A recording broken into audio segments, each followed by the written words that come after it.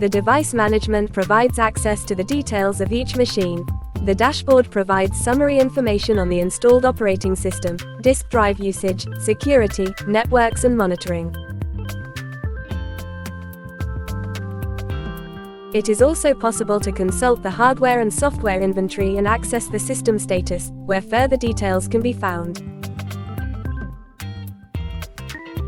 In monitoring, it is possible to check for notifications of performance or security problems of monitored devices. These can be error or warning notifications, or alerts concerning Windows services, processes and events.